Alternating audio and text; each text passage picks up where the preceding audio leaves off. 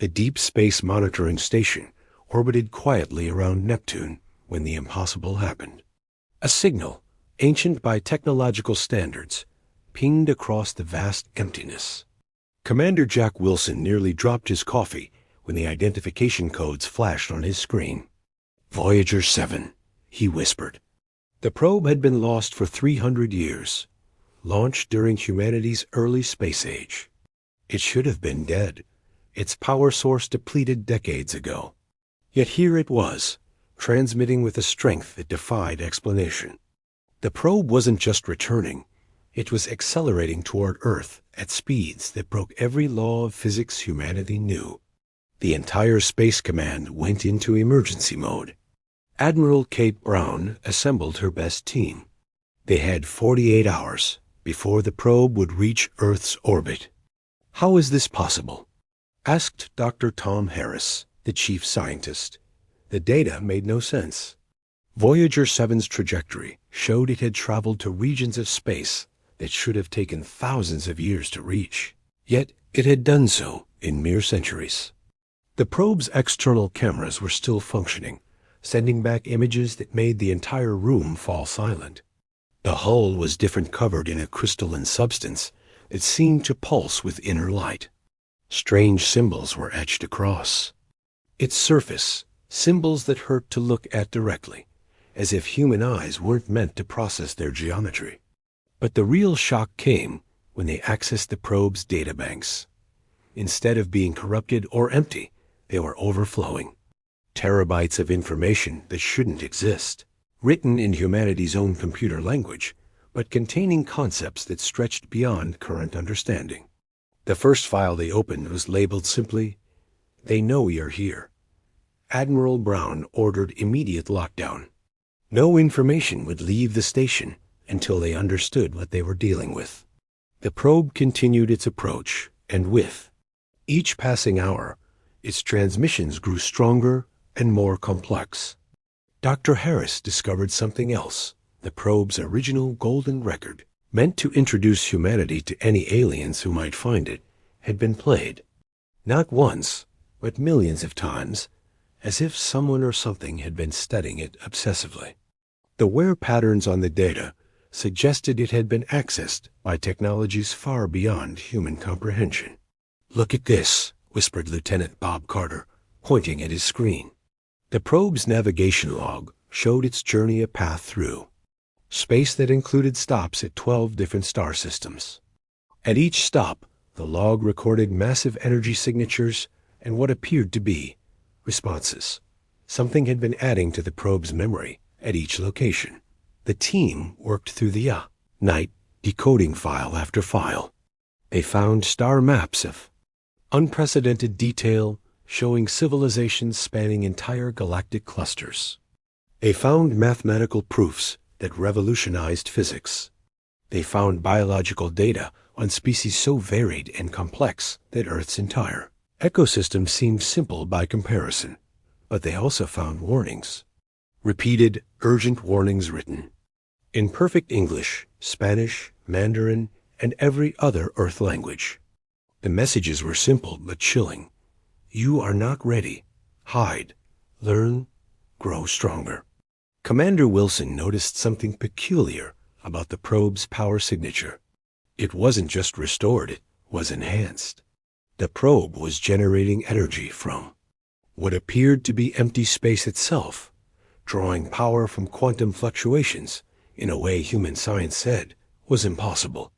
As the probe entered Earth's outer orbit, it began broadcasting on all frequencies, not to Earth, but outward into deep space. It was sending a beacon, a powerful pulse that would reach the nearest star systems within years instead of centuries. The final file in the probe's database was a video message. The team gathered around the main screen as it played. The image showed Voyager 7 floating in what looked like a vast artificial structure, surrounded by beings of impossible beauty and terror. They had no fixed form, shifting between states of matter and energy. One of them approached the camera and spoke in perfect, unaccented English. "Your probe traveled far, little humans. We have watched. We have learned. We have decided. You show. Promise. But the universe holds dangers you cannot imagine. We return your messenger with gifts of knowledge. Use them wisely. You have 100 of your years to prepare. A barrier that protects your system will then be lifted. Welcome to the greater cosmos. The message ended. The probe fell silent. And across Earth, every government, every scientist, every person who knew the truth realized that humanity's childhood had just ended. 3 days after Voyager 7 entered Earth orbit, the world's leading scientists gathered in a secret facility beneath the Swiss Alps. They called it Project Pandora because they knew they were about to open a box that could never be closed again. Dr. Lisa Park led the technical team tasked with extracting the probe's data. What they found in those first weeks changed everything. The crystalline coating on the probe wasn't just protection. It was a computer system of impossible complexity, storing information at the quantum level. Every molecule held libraries of data. The first breakthrough came from a young physicist named David Stone. He discovered that the mathematical proofs in the probe's database weren't just theoretical, they were blueprints. Instructions for building technologies that humanity had only dreamed about. Faster-than-light communication, energy shields, gravity manipulation, but every gift came with a test. The aliens hadn't simply handed over technology. They had provided puzzles, challenges that required humanity to grow and learn before they could access each new level of knowledge. It was like a cosmic curriculum designed to rapidly evolve human understanding without overwhelming it. General Robert Hayes oversaw the military applications, and what he found terrified him. The probe contained detailed scans of weapon signatures from dozens of alien civilizations. Planet crackers that could turn worlds to dust. Viruses that could rewrite DNA across entire species. Ships that could fold space itself as a weapon. They're not showing us these to build them, he told the committee. They're showing us what's out there, what we need to defend against. The biological data was equally staggering. Dr. Maria Rodriguez discovered genetic templates for enhancing human physiology. Not crude modifications, but elegant improvements that would allow humans to survive in space without suits, to heal from injuries in minutes, to live for centuries without aging. Yet the most profound discovery came from the cultural database. The probe contained art, music, and literature from 100 different species. Each culture's greatest achievements preserved and translated into human understanding. It was a gift of perspective, showing humanity its place in a vast tapestry of conscious life. President John Taylor faced an impossible decision. How much should the public know? The world's governments met in emergency session. Some wanted full disclosure. Others feared panic. In the end, they chose a middle path: gradual revelation, starting with the scientific community and slowly expanding. But secrets this big couldn't be contained. Within a month, leaks began appearing online. Videos of the transformed probe, fragments of alien mathematics, photos of the crystalline technology. The world began to wake up to its new reality. The probe itself had become a teacher. It responded to queries, providing information when humanity showed it had mastered previous lessons. It was patient, methodical, and somehow seemed to understand human psychology perfectly. Too perfectly, some worried Dr. Park made another discovery. The probe's AI, for that's what it clearly was, now had been observing Earth since its return. Not just passively receiving data, but actively scanning, learning, updating its teaching methods based on human progress. It was adapting to humanity as much as humanity was adapting to it. The first practical application came within 2 months. Using the probe's energy equations, a team in Japan built a prototype reactor that could power all of Tokyo with something the size of a shipping container. Clean, limitless energy from quantum foam itself. The technology was shared freely. The probe insisted on it. No nation could hoard these gifts. Space technology advanced even faster. Within 6 months, humanity launched its first ship using the gravitic drives described in the probe's files. A journey to Mars that should have taken months took 3 days. The crew reported something else. The moment they left Earth's orbit, they could feel it. The barrier the aliens had mentioned. An invisible wall that kept something out, or kept humanity in. Religious leaders struggled with the implications. The probe's cultural database showed that every spacefaring species had grappled with questions of meaning and purpose. Gods, philosophies, and beliefs as varied as the stars themselves. Yet, there was a pattern species that survived long enough to join. The galactic community had all learned to balance faith with reason, tradition with progress. The probe revealed one more crucial detail about the 100-year deadline. It wasn't arbitrary. Earth's solar system was moving through space toward a region where the barrier would naturally weaken. In 100 years, it would fail completely whether humanity was ready or not. The aliens hadn't set the deadline. They had simply calculated when humanity would need to stand on its own. As the first year ended, humanity had barely scratched the surface of the probe's gifts. But already, the world was transforming. Old conflicts seemed petty in the face of cosmic challenges. Nations began cooperating in ways previously unimaginable. Humanity was growing up, and it was happening fast. 2 years had passed since Voyager 7's return. Earth had changed beyond recognition. Cities reached toward the sky with buildings made of crystallized energy. Ships traveled between planets, like buses between cities. Humanity was learning, growing, adapting at a pace that should have taken centuries. Then came the first test dot. It started with an anomaly near Jupiter. The probe suddenly activated all its systems, broadcasting an urgent message. Examination commencing. Prepare. A ship materialized at the edge of the solar system. Not emerged from hyperspace or traveled there, simply appeared, as if reality had edited itself to include it. It was small by cosmic standards, no larger than a football stadium, but its presence sent waves through space-time that every sensor on Earth detected. Captain Mike Anderson commanded humanity's newest vessel, the UN's Pioneer, built entirely from knowledge gained from the probe. His crew of 50 represented Earth's best scientists, soldiers, diplomats, and philosophers. They were humanity's answer to whatever was coming. The alien ship sent a single message. One representative, 1 hour, choose wisely. The debate was fierce but brief. Dr. Amy Chun was selected.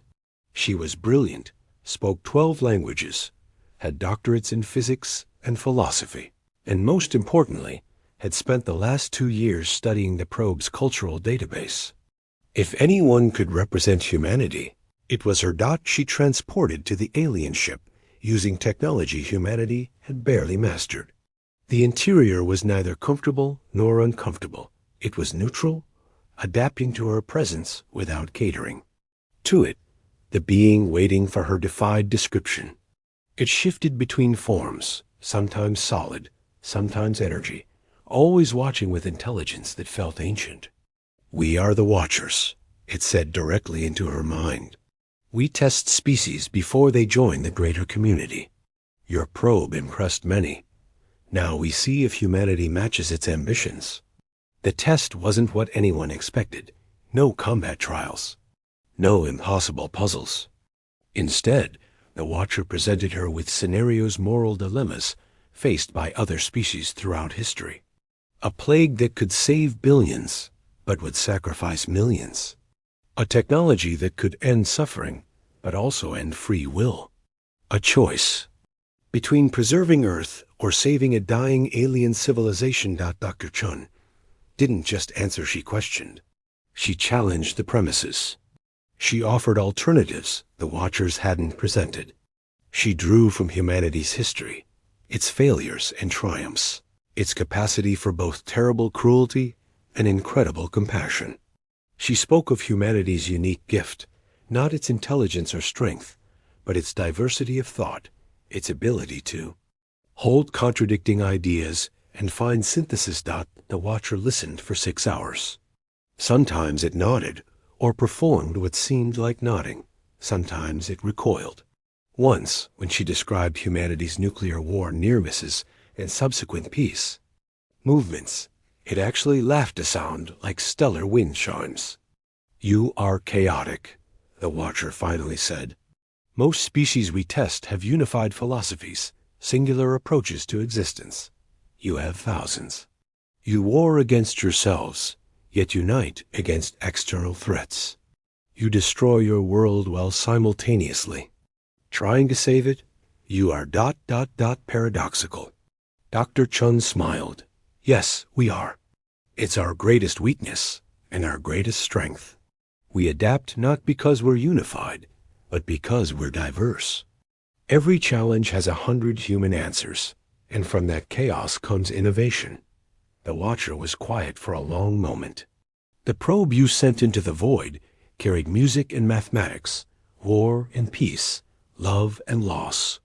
Most species send there achievements. You sent your truth, complete and contradictory. That is why it was returned with gifts."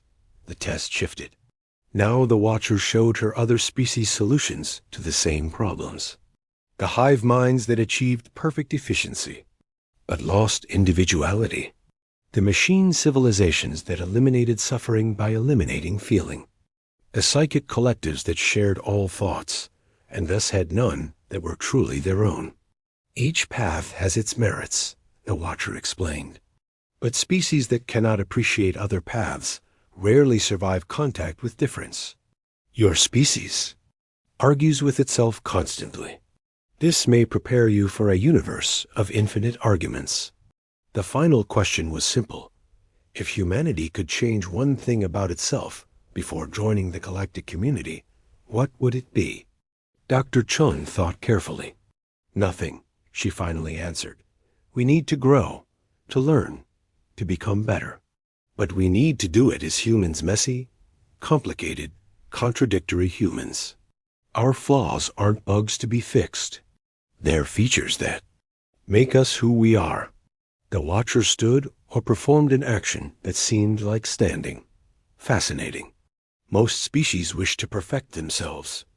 You wish to remain imperfect but improving. This is unusual, and perhaps wise. The test ended. Dr. Chun was returned to the Pioneer. The alien ship began to fade, but not before delivering one final message. First test passed. 98 years remaining. The next test will find you. Be yourselves. It is your strangest and strongest quality. 5 years after the first test, humanity had spread across the solar system. Mars hosted 3 cities. Europa's oceans teemed with research stations. Even Venus had floating colonies in its upper atmosphere. The gifts from Voyager 7 had transformed humanity from a single-planet species to a true interplanetary civilization. But success brought new challenges. Probe had begun revealing darker truths. The galaxy wasn't just filled with wonders. It was a battlefield of ideologies. Ancient civilizations waged wars not with weapons, but with concepts. Ideas that could rewrite the fundamental nature of reality. Philosophies that could infect and transform entire species. Director James Miller of Earth's Defense Council studied the latest revelations with growing concern. The probe showed records of dead civilizations, species that had failed their tests or simply made wrong choices. The entropy cult that had believed existence was pain and had systematically deleted themselves from reality. The perfect order that had tried to eliminate all chaos and had frozen themselves in crystallized time. We're not just being tested on our abilities, he told the Global Council. We're being tested on our resistance to mimetic weapons ideas that destroy from within. The warning proved prophetic. It started small. A philosophy professor in Berlin named Hans Weber began teaching about the Great Simplification. His ideas were compelling. Humanity was too complex, too chaotic. If everyone could just agree on fundamental truths, paradise would follow. Within months, the movement had millions of followers. They weren't wrong about everything. Unity had its benefits. But something was off. The probe detected it first. Weber's brain patterns matched those of species that had been infected by something called the Unity Plague, a mimetic weapon that reduced diverse civilizations to single-minded colonies. The response had to be careful. Force would only validate the simplifier's message that chaos led to conflict. Instead, humanity did what it did best, it argued. Philosophers, scientists, artists, and ordinary people engaged the simplifiers in debate, not to destroy the movement, but to complicate it, to add nuance, to restore the beautiful chaos of human thought. It worked, but barely. Weber himself, when freed from the influence, was horrified. The Unity Plague had found him through his study of the probe's data. Humanity's greatest gift was also its greatest vulnerability. The knowledge that could elevate them could also destroy them. The second test came without warning. This time, it wasn't a ship, but a message, broadcast from outside the solar system. It offered humanity a choice: accept protection from a powerful alliance of older species, or remain independent and face the universe's dangers alone. The alliance, calling itself the Harmony, promised safety, knowledge, and peace. The cost was simple: humanity would follow Harmony laws, adopt Harmony standards, and contribute to Harmony goals. The debate tore humanity apart. Half saw it as an opportunity. Why struggle when help was offered? The other half saw it as a trap. Trading freedom for security never ended well in human history. Captain Sarah Thompson, now commanding humanity's first interstellar scout ship, discovered the truth. Using the probe's stealth technology, she took her crew beyond the barrier, just far enough to scan Harmony space. What she found chilled her. Hundreds of species, all safe, all protected, all identical in their thoughts and goals. The Harmony didn't conquer it, domesticate it. But refusing wasn't simple either. The probe revealed that species who rejected the Harmony often faced mysterious disasters within decades. Pirates, plagues, or simply bad luck, but always something that made them reconsider. Asterisk. Humanity chose a third option, because of course it did. They sent a message back. We appreciate the offer and would like to establish trade and cultural exchange. However, we prefer to maintain our independence while building friendship. The Harmony's response was confusion. Most species chose one extreme or the other. Humanity was trying to have it both ways: connection without submission, cooperation without conformity. The Watchers appeared again, this time as a group. Their message was brief. Second test passed. You chose neither isolation nor absorption. The path of the bridge builders is the hardest, but the most vital. 93 years remain.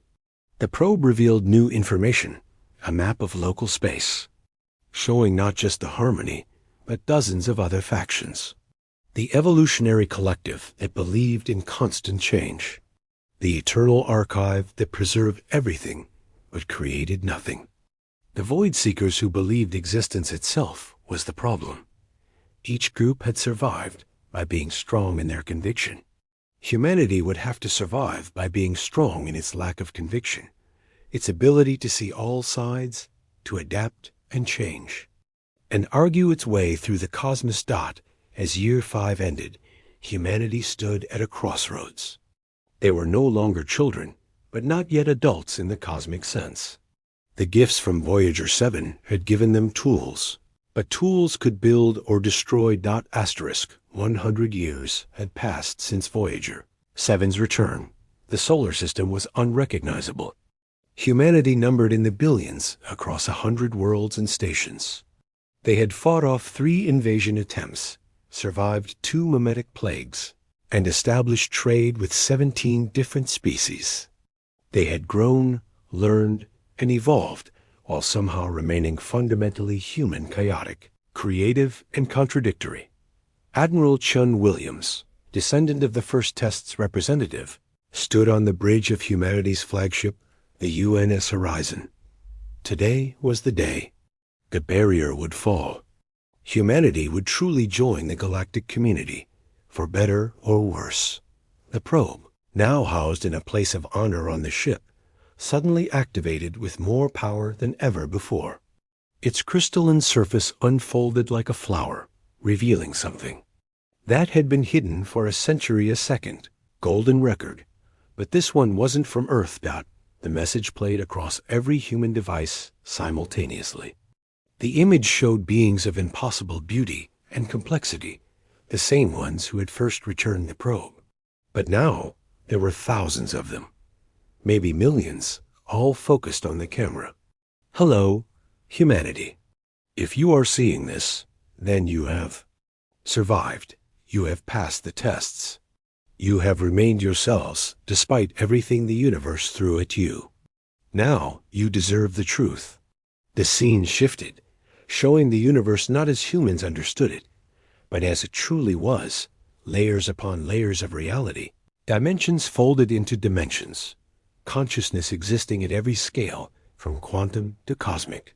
We are not aliens, the message continued. We are you. Or rather, we are what humanity becomes. We exist outside linear time, in dimensions your current physics cannot describe. Every species that survives, that grows, that transcends, eventually joins us here in the higher dimensions. Admiral Williams felt his understanding of reality crumbling and rebuilding. The tests hadn't been about judging humanity. They had been about ensuring humanity could handle this truth. The probe you sent into the void didn't just travel through space. It traveled through time, through dimensions, reaching us in a future so distant your mathematics cannot calculate it. We saw our own past, our own struggle, our own beautiful chaos. And we did what we could not do for ourselves. We sent help. Backward. The implications were staggering. Every advanced species humanity had encountered or learned about, they were all destined for the same transcendence. The universe wasn't just full of life. It was a nursery for consciousness to grow toward something greater. But here is the crucial truth, the message continued. This transcendence is not inevitable. Many species fail. Many choose paths that lead to extinction or stagnation. The tests were not to judge your worth, but to ensure you stayed on a path that leads to your own future. The probe displayed equations that hurt to perceive, showing how consciousness could evolve, how matter and energy were just stepping stones to something greater, but also how easy it was to step wrong, to fall into traps of perfection or chaos that prevented growth. The barrier falls now, the message said, not because you are ready for the universe, but because you are ready to shape it. Every species that reaches this point adds something unique to the cosmic consciousness. Humanity's gift is your paradox, your ability to hold multiple truths, to thrive in contradiction, to find unity in diversity. The message began to fade, but not before one final revelation. The Watchers, the Harmony. Every faction you've encountered, they are all correct and all wrong. Each represents a path to transcendence, but none is complete. Humanity's role is not to choose between them, but to bridge them. You are the translators, the diplomats of consciousness itself. As the message ended, the probe transformed one final time. It became a seed, containing within it all the knowledge humanity would need for the next phase of evolution. Not forced, not immediate, but available when humanity was ready. The barrier fell. Reality seemed to inhale. Suddenly, humanity could feel it, billions of conscious minds across the galaxy, each unique, each struggling, each growing toward something greater. The silence of space was replaced by a symphony of thought. Captain Robert Kane of the scout ship Curiosity was the first to receive a message from outside. It was simple, Welcome to the conversation. Humanity had spent a century preparing for war, for judgment, for challenges. Instead, they found an invitation to join, to contribute, to help guide other species through their own chaotic growth. The universe wasn't a dark forest or a peaceful federation. It was a school, a garden, a laboratory of consciousness. And humanity, with all its flaws and contradictions, had just graduated to become teachers as well as students. The journey to transcendence would take millions of years. But it had begun with a simple probe, carrying golden records and humanities. Truth into the void. Voyager 7 had not just returned, it had shown humanity its destiny. And what a beautifully chaotic destiny it was. Asterisk.